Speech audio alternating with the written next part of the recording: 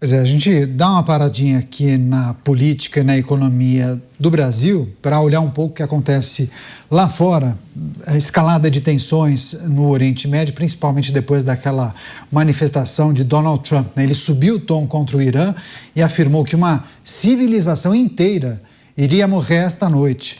O porta-voz da Guarda Revolucionária disse que o regime tem poder de transformar cidades em pó, e poderia isso, inclusive, remodelar o mundo.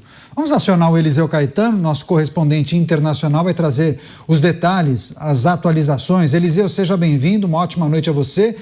Daqui a pouco termina esse prazo, né? Por enquanto, o mundo aguarda com tensão, com apreensão. O que é preciso considerar a partir de agora? O que dizem os veículos de comunicação aí dos Estados Unidos? Tem algum acordo sendo costurado nos bastidores? Bem-vindo.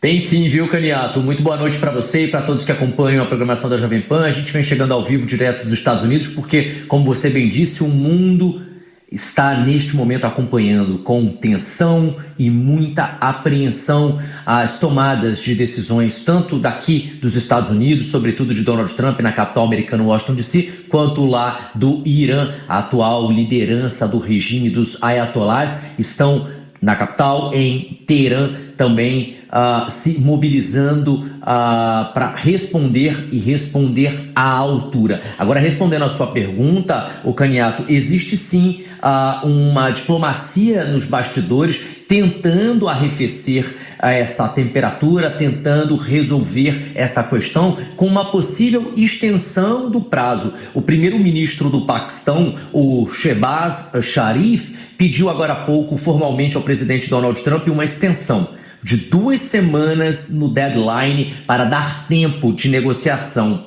O Irã, segundo o Paquistão, teria aceitado essa proposta de 2 semanas de extensão. A Casa Branca confirmou que Trump recebeu o pedido e está ciente e que ele segue analisando essa proposta que está na mesa. Fontes americanas com as quais nós conversamos durante a tarde de hoje falaram que há, abre aspas, algum progresso sendo feito nas negociações, fecha aspas, Caniato, o que é muito bom, mas ainda não há uma confirmação oficial, pelo menos por enquanto, pelo menos até agora, de que o prazo do deadline será estendido. Esse prazo final dado por Donald Trump, que se encerra hoje, às 9 horas da noite, pelo horário de Brasília, para que o Irã aceite assinar um acordo de cessar-fogo e reabra imediatamente o Estreito de Hormuz. Caso contrário, Donald Trump disse ontem em entrevista à imprensa que poderia obliterar todo o Irã. E agora, na tarde de hoje, afirmou novamente, confirmando através de um post em suas redes sociais,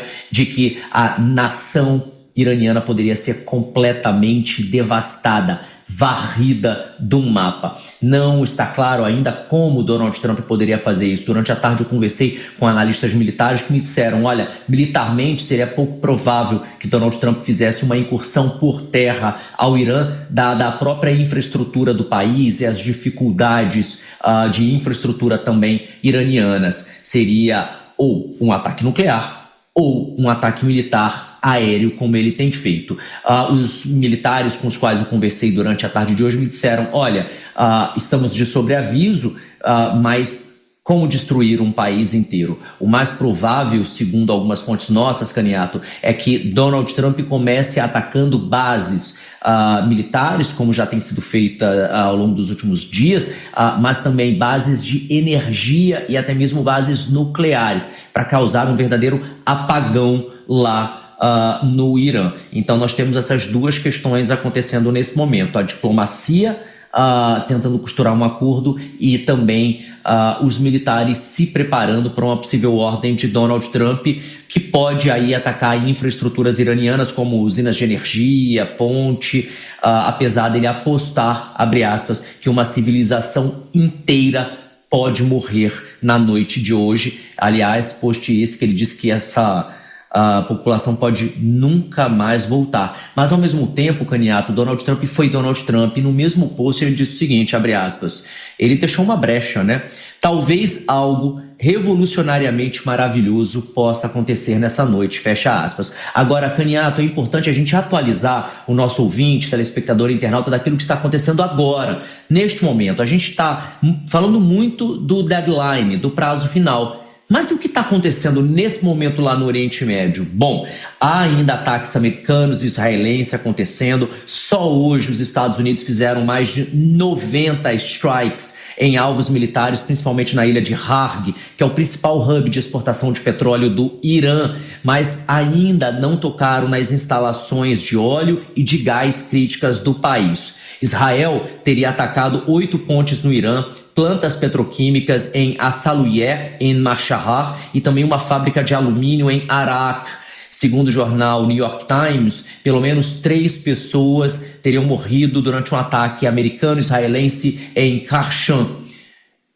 Por outro lado, também há uma resposta do Irã. A IRGC, que é a Guarda Revolucionária do Irã, disse que se os Estados Unidos atacarem instalações civis, a resposta vai ser esmagadora e extensa, e inclusive fora da região. Agora há pouco, essa informação foi confirmada pelo porta-voz das forças revolucionárias do Irã, ou seja, pode atingir inclusive alvos americanos e aliados além do Oriente Médio. Eles, inclusive, agora de tarde, os iranianos ameaçaram aí deixar os Estados Unidos e os aliados sem petróleo e sem gás por muitos anos.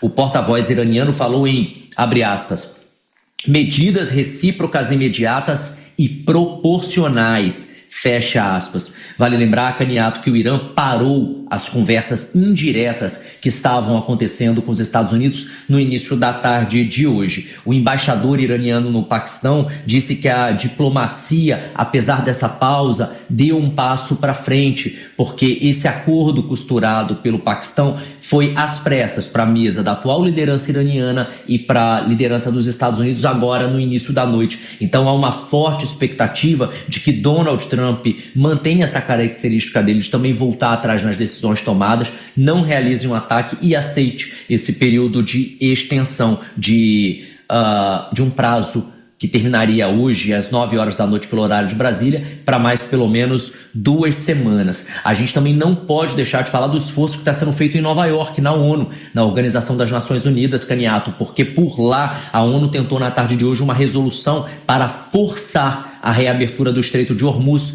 mas China e Rússia vetaram, viu? Residentes em Teherã, de acordo com informações do jornal The New York Times, já estariam nesse momento, inclusive, fugindo para a costa do Mar Cáspio, fazendo cadeias humanas para proteger também usinas de energia. Essa é uma outra versão que também já corre nas redes sociais, de que o Irã estaria captando jovens moradores civis para fazer escudo humano em usinas de energia para proteger de ataques americanos. Também na internet já se fala em ataques cibernéticos iranianos contra sistemas americanos de água e de energia. Essa informação não foi confirmada por aqui por nenhuma autoridade, pelo menos até o momento, ou seja, carece de uma apuração e também de uma confirmação oficial por parte das autoridades americanas. Agora, mais cedo, eu estava falando com o Felipe, o nosso editor-chefe aqui do Pingos nos Is, porque diversos vídeos estão circulando na internet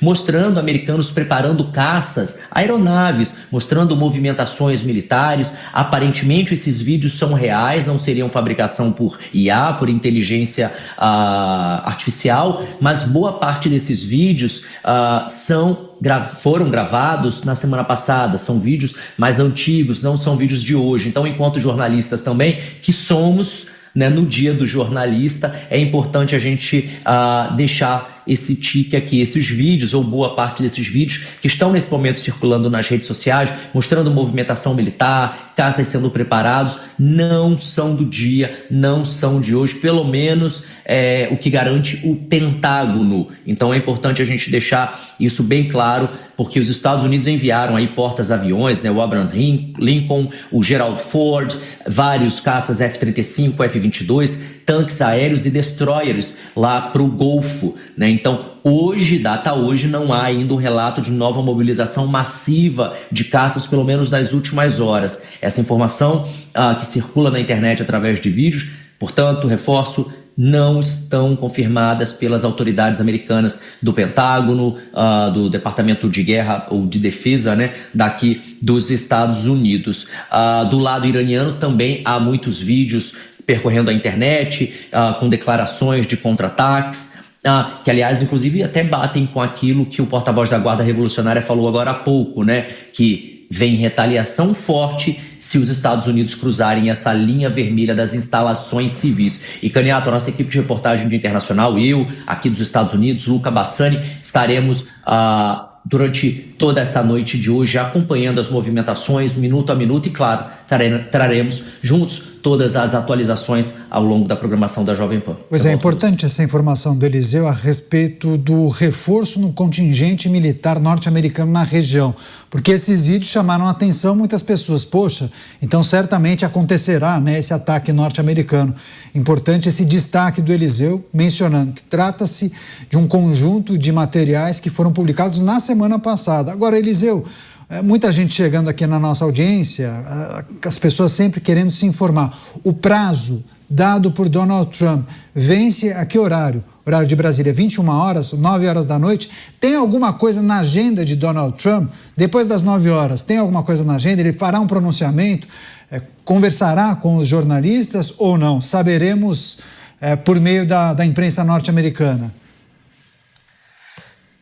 Daniel, esse disclaimer que você fez foi muito importante, porque enquanto jornalistas é o nosso trabalho, né, trazer a verdade o máximo possível para mais pessoas possível, né? Então a gente está aqui fazendo o nosso trabalho de apuração. Vale lembrar que alguns desses vídeos são de hoje. Eu inclusive conversei com um militar lá da capital americana, que ele me disse o seguinte: olha, eu mesmo, Eliseu, estou de sobreaviso e devo ir para o Irã nos próximos dias, dando a entender, Caniato, de que existe um planejamento mais a longo prazo, ou seja, que um possível cessar-fogo, uma possível extensão desse prazo também poderia simplesmente não acontecer por uma já organização do governo dos Estados Unidos, por uma já organização de Donald Trump. Agora, com relação ao prazo, respondendo à sua pergunta, 8 horas da noite, pelo horário daqui dos Estados Unidos, da costa leste americana, o equivalente a 9 horas da noite daí do Brasil, pelo horário de Brasília. Não há nada na agenda de Donald Trump. Agora há pouco eu estava checando aqui o meu e-mail para saber se a Casa Branca tinha me mandado alguma atualização, porque a gente fica aqui, a gente tem grupo de WhatsApp, tem grupo de e-mail também, os colegas jornalistas se falam, estamos todos nessa apreensão.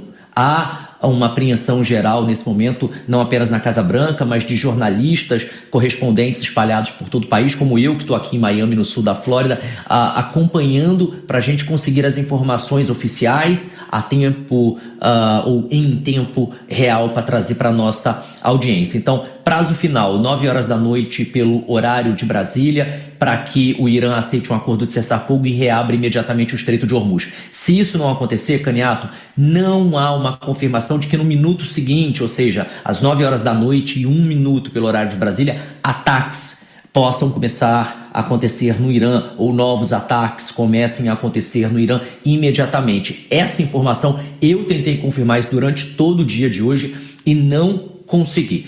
Tudo que eu ouvi foi: não sabemos, estamos vendo, estamos avaliando, está na mão do presidente, só ele vai decidir. Sabe aquela cena do filme do botão vermelho na mesa do presidente? Isso de fato existe lá na Casa Branca e vai ser Donald Trump que vai tomar essa decisão, só ele, J.D. Vance, Marco Rubio, secretário dele, aliás, o atual braço direito dele, né, que tem estado em todas as tomadas de decisões ao lado de Donald Trump, vão decidir isso na noite de hoje lá na capital americana, Washington DC. Até lá, eles seguem avaliando e analisando todos os cenários possíveis. Agora eu trago, a título de curiosidade, Daniel, uma informação que pouca gente se atentou. Desde que Donald Trump reassumiu a Casa Branca no ano passado, todas as tomadas de decisões dele, todas, as mais importantes, foram feitas daqui, de Miami, no sul da Flórida. Ele tem uma casa em Mar-a-Lago, ele fez uma extensão da Casa Branca lá, eles chamam aqui de hub da Casa Branca, e ele despacha daqui da Flórida de quinta até segunda-feira. Toda semana isso é comum, inclusive a invasão lá, o ataque à Venezuela, o início do conflito com o Irã, todas as grandes decisões, o tarifaço, o Lee Magnitsky, todas elas saíram daqui. E essa vai ser a primeira decisão que Donald Trump vai tomar de lá, da Casa Branca, direto da capital americana, direto do Salão Oval, que é o salão mais importante do centro do poder dos Estados Unidos. Então, há todo um simbolismo também envolvendo essa decisão que pode nos apontar, que pode nos direcionar para algum lugar de expectativa, né? Expectativa essa que eu digo segue em alta, e tão alta que TVs lá da Europa e do Reino Unido já inclusive estão colocando na tela, aqui no televisor, uma contagem regressiva. Sabe aquelas contagens que a gente vê no Réveillon? As TVs estão fazendo isso lá na Europa. Eu soube que algumas locais daqui dos Estados Unidos e até do Oriente Médio, uma expectativa mesmo do que poderá acontecer no minuto seguinte ao fim desse prazo, no minuto seguinte ao fim desse deadline imposto por Donald Trump ontem, reforçado hoje, reiterado hoje, né? Aqui nos Estados Unidos, a gente tem uma espécie de motim geral que acredita que Donald Trump vai voltar atrás. Ele já fez isso outras vezes, faz parte da característica dele. Ele pode, sim, aceitar ali nos minutos finais essa extensão no prazo de 2 semanas para esse cessar-fogo que teria sido costurado agora, às pressas, na tarde de hoje, pelo Paquistão. Inclusive, o primeiro-ministro do Paquistão é quem está pessoalmente encarregado, cuidando desse assunto que a gente vai seguir. Reforço, Daniel. Aliás, reforço também o convite para a nossa audiência continuar conosco, porque nós vamos juntos durante toda essa noite para acompanhar essa tomada de decisão. O que vai acontecer, a gente vai acompanhar ao vivo, em tempo real, aqui na programação da Jovem Pan. É isso, Eliseu Caetano monitorando o que acontece nos Estados Unidos. Daqui a pouco ele volta com outras notícias e informações. Bom trabalho para você, Eliseu. Daqui a pouco a gente volta a conversar. Uma rápida parada para você que nos acompanha pela rede de rádios. Eu sigo aqui com os nossos comentaristas. Deixa eu chamar o Roberto Mota, que é preciso olhar com muita atenção para a situação no Oriente Médio, para as falas de Donald Trump, né, falas duras. Inclusive, muitos entendiam que os Estados Unidos poderiam fazer um ataque nuclear, né, quando ele falou em dizimar uma população, ou a nação inteira poderia ser devastada. Muitos entenderam, poxa, o que farão os norte-americanos a partir dessa fala de Donald Trump? Você acha que é muito mais técnica de negociação do que outra coisa, Mota? Você lembra da história da Groenlândia, Caniato? Você lembra da história do Canal do Panamá? Pois é, eu vi uns comentários excelentes nas redes hoje, que eu vou reproduzir aqui. Donald Trump tem feito comentários exagerados há mais de uma década, especialmente nas redes sociais. Isso faz parte das técnicas de negociação. E mesmo assim, o mundo inteiro continua reagindo como louco às postagens de Donald Trump. Agora, a verdade é que nenhum especialista, influenciador ou comentarista tem a menor ideia do que Donald Trump vai fazer essa noite. E como disse um comentarista das redes sociais, esse talvez seja o superpoder de Donald Trump. Ainda manter todo mundo em suspense depois de todos esses anos. Pois é. O que ele tem na mão, né? Será que ele vai descer as cartas? Se isso é interpretado por muitos como um poker, um jogo de poker. Deixa eu chamar o Bruno Musa, porque é preciso considerar um ataque descomunal dos Estados Unidos, né? Quando ele fala em dizimar uma população, né, a nação iraniana, muitos entenderam que ele poderia realizar um ataque nuclear, Bruno Musa, mas lhe parece muito mais uma estratégia de comunicação para forçar o Irã a aceitar o acordo? Me parece que sim. Acontece que ele vem mudando de opinião durante uma constância muito grande. E isso até favorece aquelas discussões a respeito do que ficou conhecido como taco, né? Trump always chickens out, ou seja, o Trump sempre foge, volta atrás, muda de ideia, arrega em português de rua, né? Mais informal. E isso gera algum perigo. Estamos falando de uma região extremamente relevante, onde passa grande parte do fluxo de demanda de petróleo mundial como um todo, que agora está interrompido, mas o fluxo está correndo em alguma parte, até mesmo, principalmente, para a Ásia, da onde o Irã é o principal fornecedor. Então, a coisa é bastante complexa. Estamos aqui, o que o Eliseu Caetano falou, eu tinha visto a imagem realmente de uma televisão em Israel, colocando uma contagem regressiva. Me parece, agora começamos a ouvir algum tipo de acordo intermediado pelo Paquistão, veremos. Porque, de fato, tudo isso leva e escala para algo que é uma situação de piora generalizada para todo mundo. Eu continuo achando, Caniato, que o que está por trás de tudo isso é a guerra pela matéria-prima da inteligência artificial. E quando eu me refiro à inteligência artificial, eu falo aqui a energia. Os Estados Unidos, eles têm abundância em energia, em petróleo, em gás natural, que é o principal produtor exportador. O segundo é o Catar, mas muitas plantas estão fechadas e dizem que permanecerá por uns 5 anos por conta de todo o ocorrido agora e de parte de destruição que aconteceu. E ele tem também o hélio, que é um importante produto para refrigeração dos data centers de inteligência artificial. Não me parece à toa que ele atacou a China no Canal do Panamá, que depois a Groenlândia para controlar a Rota do Norte. Agora o Estreito de Hormuz.